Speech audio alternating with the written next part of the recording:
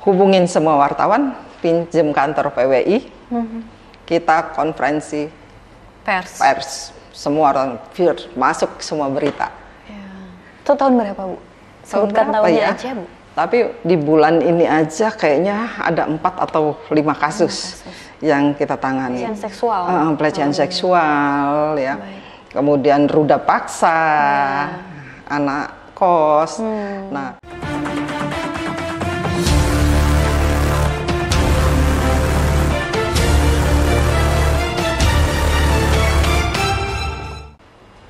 selamat malam Ibu Lis. Selamat malam Mbak. Selamat datang di Interaksi Ibu. Selamat datang juga di studio Hayat TV.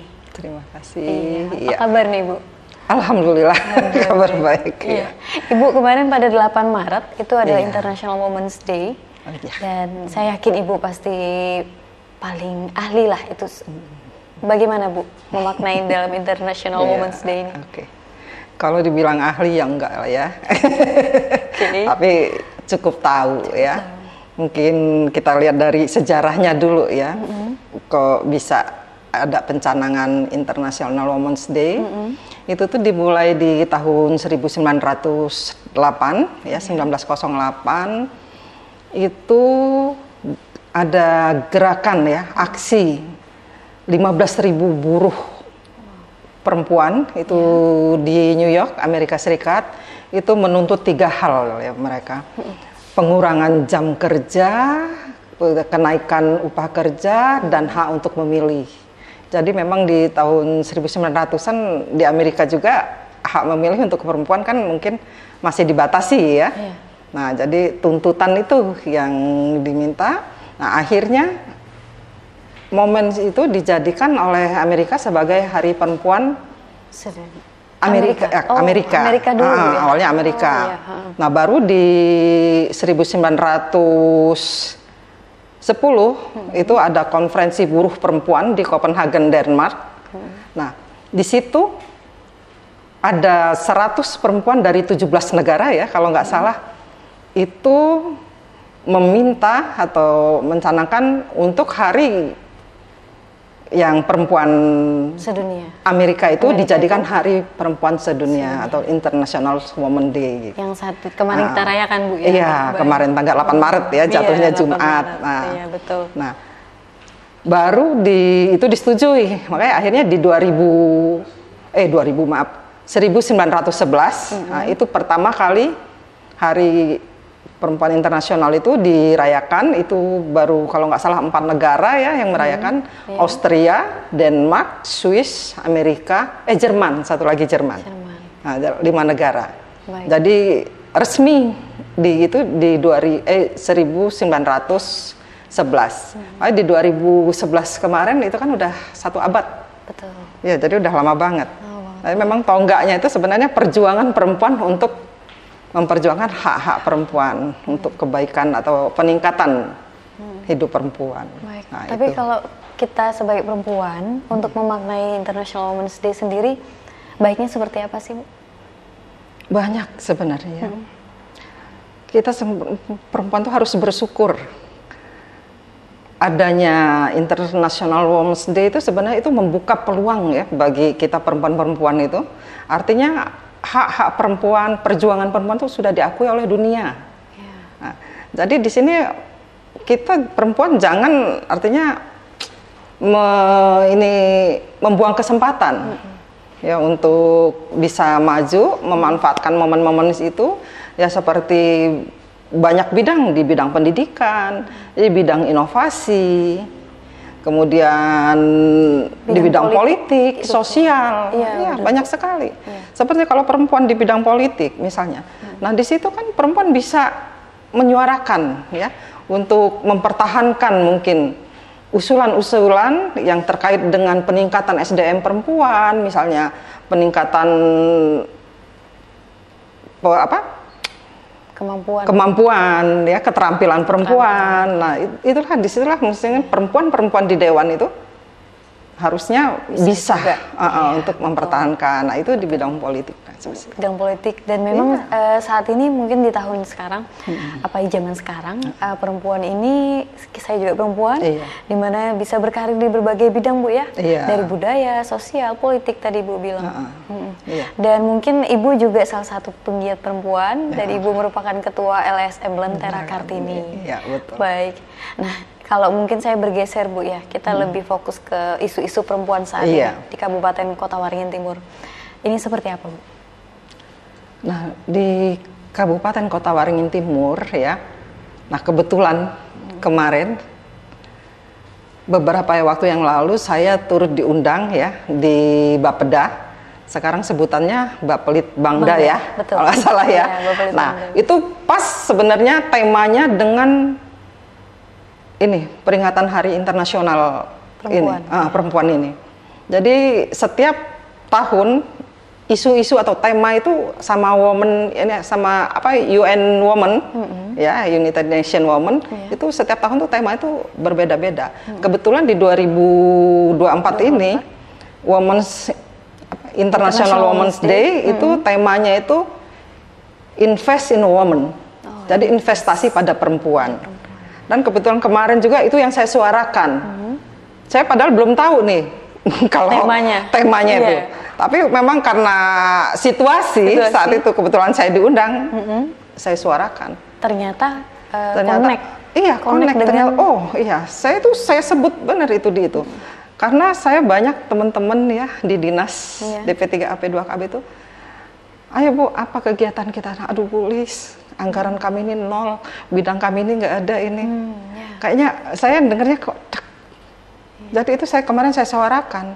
Kata saya ini mohon, kata saya, untuk ini kebetulan saya diundang di sini, saya ingin bicarakan ini. Jadi penganggaran di bidang perempuan dan anak untuk Kotim ini sangat minim.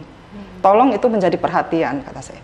Anggap penganggaran itu bukan sebagai membuang ini anggaran yang nggak penting. Isu perempuan dan anak mungkin dianggap belum penting. Tapi anggaplah penganggaran itu sebagai investasi untuk masa depan. Iya. Jadi memang kalau investasi untuk masa depan, peningkatan SDM anak, peningkatan SDM perempuan, itu memang hasilnya nggak bisa dilihat 5 tahun, 2 tahun, 5 tahun ke depan. Itu mungkin hasilnya akan dilihat 10 atau 20 tahun ke depan baru bisa kelihatan.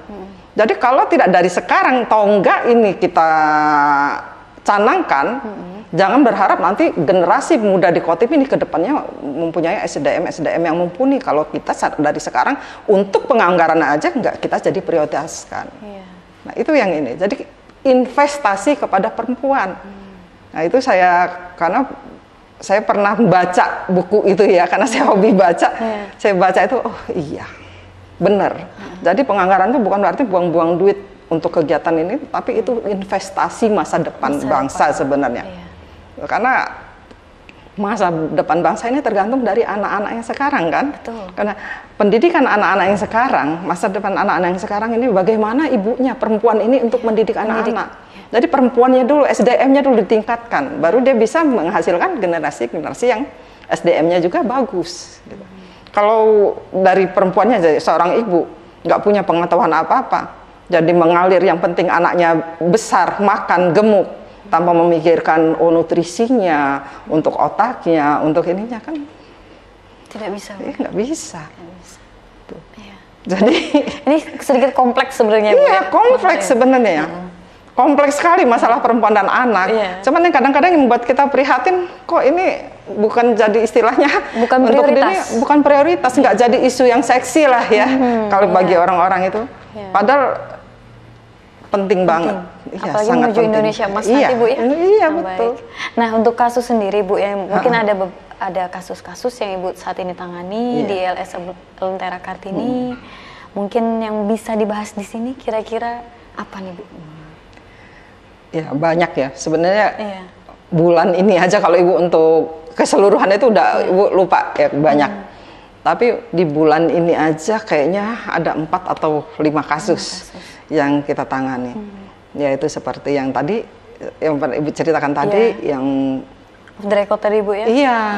Baik. begal itu tadi, pelecehan seksual, ya. Kemudian ruda paksa, anak kos. Nah, memang di sini kasus-kasus gini kan memang nggak bisa. Kita kan punya kode etik, nggak bisa kita iniin. Tetapi setiap kasus yang masuk di Lentera Kartini itu mulai dari awal. Kalau dia minta pendampingan, biasanya kita akan kasih formulir. Dia ada surat itu untuk permohonan pendampingan, itu dasar kita untuk mendampingi dia nanti waktu di kepolisian sampai pengadilan, kejaksaan, ya. Kita harus ada ini ya sebagai dasar hukum kita juga. Nah, itu akan kita dampingi mulai dari dia, mungkin kalau memang kasus itu harus ada unsur pidananya, mulai dari BAP di kepolisian sampai nanti dia di pengadilan sampai ingkrah kasus itu akan kita dampingi. Iya. Gratis? Gratis. Oke. Karena memang visi misi Lentera Kartini ya, kalau bukan kita siapa lagi? Kalau tidak sekarang kapan lagi? Iya. Ini luar biasa sekali loh, Bu. Ini kalimat-kalimat yang Ibu sampaikan tadi. Nah, tapi itu juga dilayani selama 24 jam di Lentera Kartini. Lentera Kartini kita nggak mengenal jam kerja, ya. Jadi kapanpun, kita nggak kenal hari libur, kita nggak kenal jam kerja. Kadang-kadang waktu itu pernah Polres nangkap kasus ya, udah beberapa tahun yang lalu, anak kecil yang dijadikan kurir narkoba, ketangkep, dan kalau anak kecil kan harus ada pendampingan. Betul. Nah, jadi orang Polres, Bu Lis bisa lah ke sini jam 11 malam. Iya. Kita dan Ibu Lis berangkat. Wow. Sampai jam 3 pagi. Jam 3 pagi. Dan itu Ibu nggak, mohon maaf Ibu, tidak dibayar sepeser pun. Ya enggak lah. Kan nggak melulu kebahagiaan itu nggak melulu dari materi. Baik. Ya. Tapi nggak capek, Bu? Mungkin karena dari jiwa ya. Ibu justru kalau ada yang begitu rasanya wah. Semangat. Semangat. Iya. Lagi sakit pun di rumah, misalnya lagi demam, tiba-tiba ada kasus masuk, Ibu bisa sehat. Wow. Ini luar biasa semangat Ibu membantu perempuan dan anak di Kabupaten Kota Waringin Timur. Tapi selama Ibu eksistensi di Ibu ada di LSM Lentera Kartini, mungkin ada kasus yang satu aja Bu yang nggak bisa Ibu lupakan, yang pernah Ibu tangani, yang sampai sekarang mungkin masih teringat. Ada khusus apa ada. tuh, Bu? Itu kasus besar bahkan sampai ke Polda ya. Waktu itu kasus KDRT yang dikriminalisasi. Wow. Itu Ibu sampai mendatangkan waktu itu almarhum Aris Merdeka Sirait. Ya. Iya, karena yang kita lawan kan orang yang punya power, punya duit, kita nggak punya duit. Ya. Kita.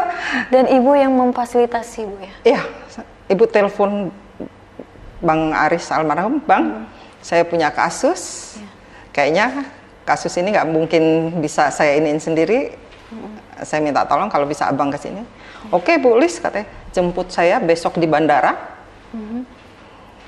Hubungin semua wartawan, pinjem kantor PWI, kita konferensi pers. Semua orang masuk semua berita. Ya. Itu tahun berapa, Bu? Sebutkan tahunnya aja, Bu. 10 tahun yang lalu? 5 tahun yang lalu? Mungkin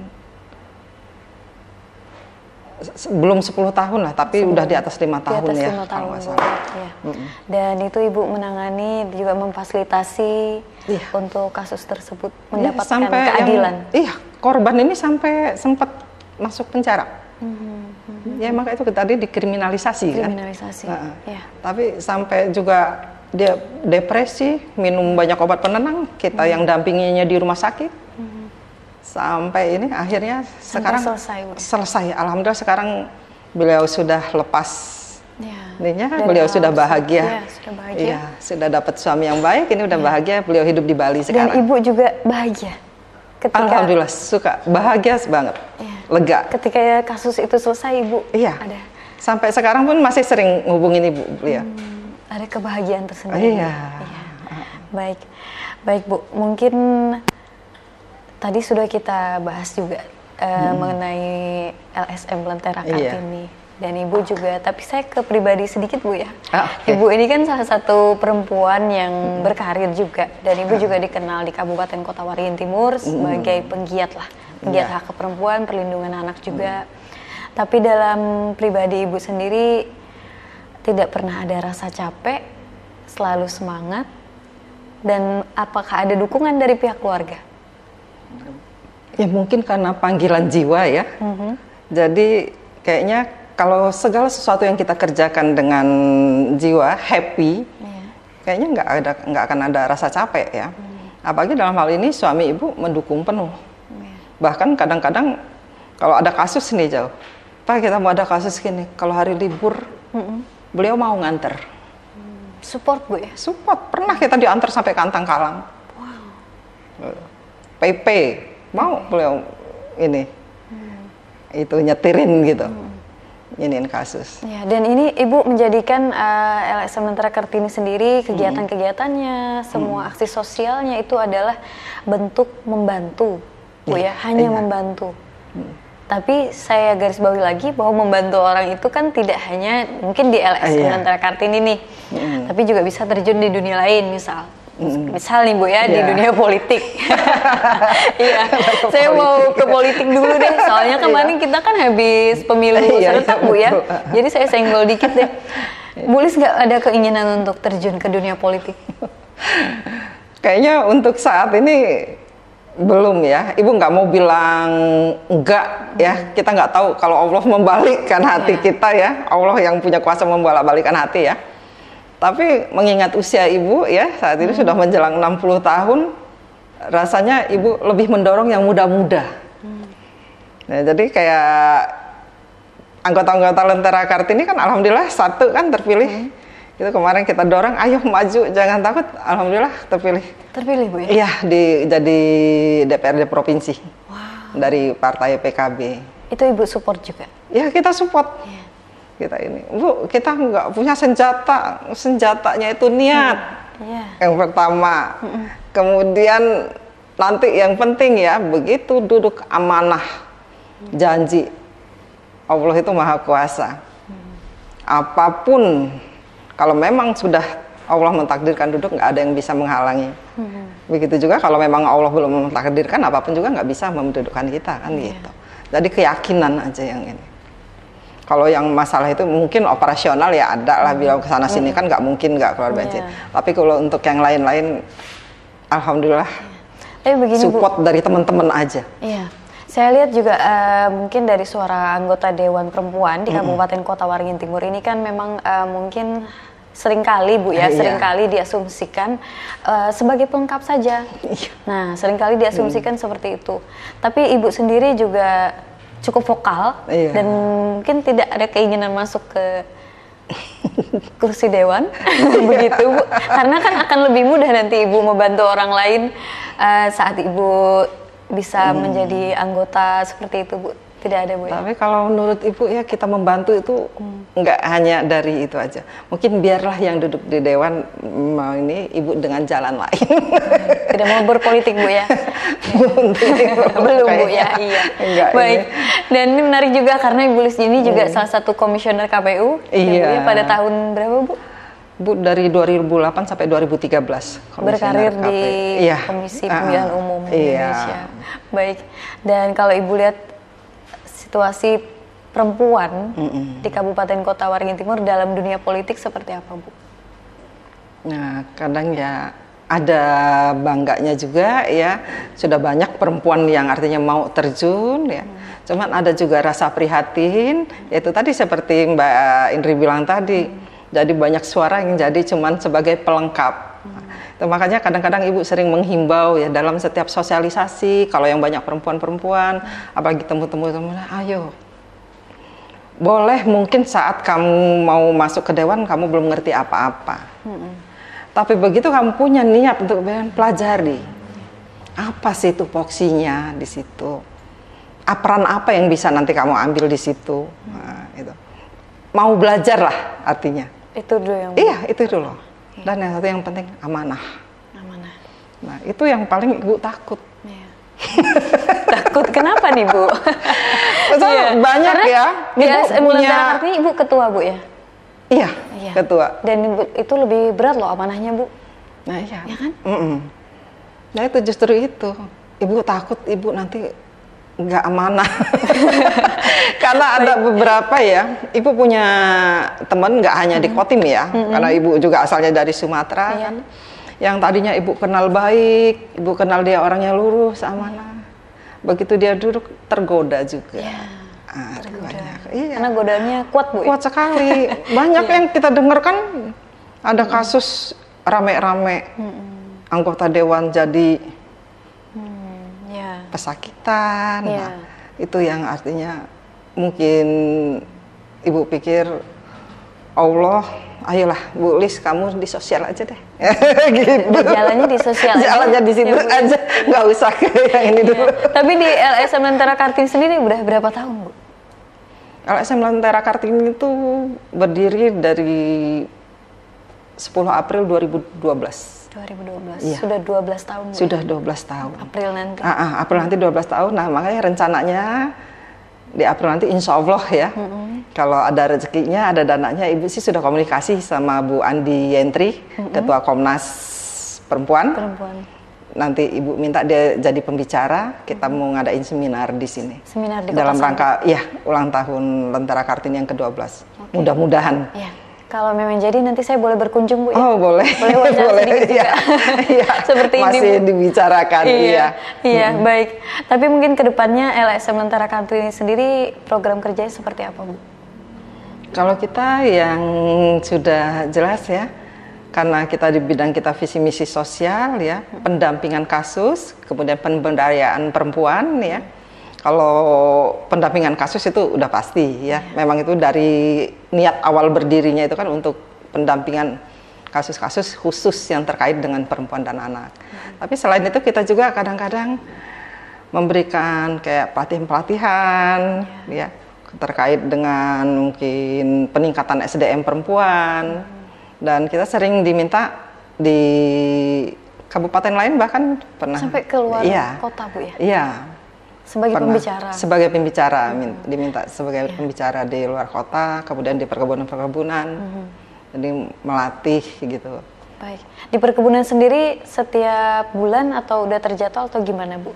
Kadang-kadang nggak setiap bulan, kadang-kadang di momen-momen tertentu, kayak Hari Ibu, waktu itu, Hari Kartini, nah itu. Iya, baik. Nah untuk koordinasinya sendiri Bu, dengan pihak terkait di Kabupaten Kota Waringin Timur, mungkin tadi salah satunya Ibu sudah sebutkan, Polres Kotim. Itu seperti apa sampai saat ini Bu, koordinasi yang dilakukan?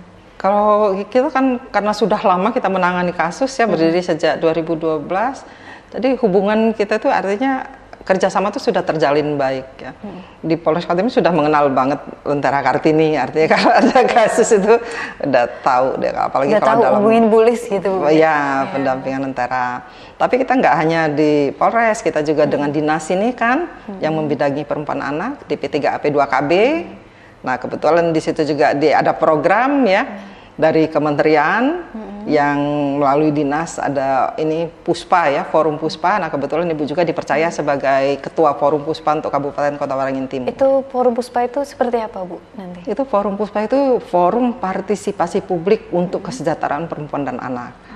Nah, jadi di situ ya selain artinya memberikan masukan-masukan ke pemerintah daerah terkait kebijakan untuk perempuan dan anak, memberikan juga sosialisasi ya, yang baik itu di dinas atau di masyarakat. Nah ya salah satunya kemarin yang waktu di Bapelitbangda tadi. Iya, itu Ibu suarakan. Nah, itu. Baik. Tapi untuk sosialisasi ke sekolah sendiri ada Bu atau gimana? Ada, sering. Kita bahkan kalau kerja sekolah gimana nih Bu? Tema-tema yang diangkat? Kadang-kadang bullying, ya. Kemudian pergaulan bebas. Itu SMK itu yang ada kerja sama kita, setiap anak mau magang, itu pasti ada pembekalan, itu Lentera Kartini selalu terlibat. Iya, kemudian di SMP juga kadang kita diundang, SMA juga. Kemarin sempat viral Bu, kalau salah satu kasus bullying di Kalimantan, di Balikpapan kalau nggak salah. Nah itu tapi di Sampit nggak ada Bu ya, kayak bullying yang parah seperti itu atau gimana di sekolah-sekolah? Ada. Begitu kita sosialisasi di salah satu SMP negeri, itu muncul kasus bullying yang sampai anak ini depresi. Korban? Depresi? Itu ada, cuman itu off the record ya, nggak boleh. Apalagi ini nyangkut anak-anak, tapi betul. Ada. Dan tapi udah ini mendampingi. Iya, ya itu kita iniin untuk pengobatannya. Langkah-langkah ketika menemui kasus seperti itu, Bu, mungkin korban depresi, mungkin juga perempuan maupun anak, langkah-langkah yang Ibu ambil pertama dulu. Kalau terkait anak, yang pasti kita ini orang tuanya dulu. Nah, itu yang kita gali itu orang tuanya. Tahu nggak nih, misalnya anaknya mengalami. Kadang-kadang dalam beberapa kasus ada orang tua yang nggak tahu kalau anaknya ini mengalami depresi. Karena di depan orang tua anak ini bersikap biasa aja. Baik-baik aja. Baik-baik aja. Gitu. Tapi nanti dia begitu kita gali, dia begitu curhat, itu baru kelihatan. Jadi kalau anak-anak yang masih mengalami depresi awal itu memang enggak. Ini kecuali kalau depresinya sudah berat, yang sudah ada kayak halusinasi. Yang sudah dengar-dengar bisikan, yang sudah tingkahnya berubah. Nah, makanya dari setiap kadang-kadang juga kalau ini hari penerimaan murid baru ya, PPDB seperti itu. Nah biasanya ada murid baru itu orang tuanya dikumpulin. Biasanya sekolah juga pernah ngundang kita untuk sosialisasi. Berarti di situ juga seperti dibilangi gitu orang tuanya, Bu ya. Iya. Kalau ini seperti ini, nanti sekolah seperti ini. Lingkungan baru kan, Bu? Iya, lingkungan baru. Nah, artinya bagaimana orang tua menyikapi kalau ada perubahan dari anak-anak, perubahan sikap dari anak-anak itu kan mengenali, artinya apakah anaknya udah jadi korban bullying apa enggak, itu kan sebenarnya bisa dikenali. Tapi kadang-kadang orang tua abai untuk mengenali itu sampai parah dulu baru tahu. Karena seringkali alasannya pasti kan sibuk kerja juga, Bu. Nah, itu dia. Hal-hal seperti itu, Bu ya. Nah, dan seringkali juga, Bu, korban-korban kasus ini bullying maupun pelecehan seksual lainnya itu adalah mereka nggak berani speak up. Nah, itu dia. Takut speak up. Takut nanti dikriminalisasi mungkin kayak tadi Ibu bilang. Takutnya nanti aku mau bilang mau curhat nih sama Bu Lis. Nanti takutnya kita yang jadi ini. Itu gimana, Bu?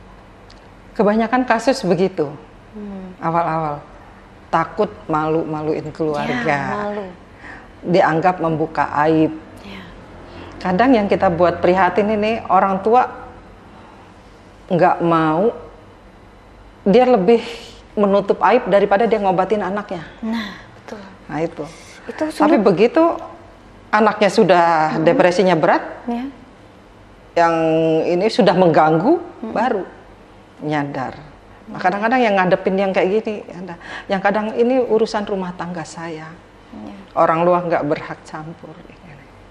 Banyak. Jadi tantangan-tantangan kayak gitu yang kadang-kadang yang ini yang agak berat ya. Tapi ya justru yang begitu yang tantangan bagi kita, kita harus maju, kita harus buka tuh wawasan orang tua. Ini loh, sekarang masa depan anakmu atau gengsimu, nah itu yang kadang-kadang kita tekankan. Padahal hal seperti itu, seperti identitas dan segala macam akan dijaga dengan baik. Iya, karena kita udah punya kode etik gitu. Karena semua ada privasinya, Bu. Iya, betul. Iya, baik. Tapi mungkin ini obrolan terakhir nih, Bu. Sebelum ini. Yang jelas pengalaman Ibu tadi udah banyak dan saya senang sekali ngobrol sama Bu Lis hari ini. Mungkin kedepannya nih, Bu, Ibu harapkan pengharapan Ibu lah bagi perempuan-perempuan di Indonesia, khususnya di Kabupaten Kota Waringin Timur. Seperti apa, Bu?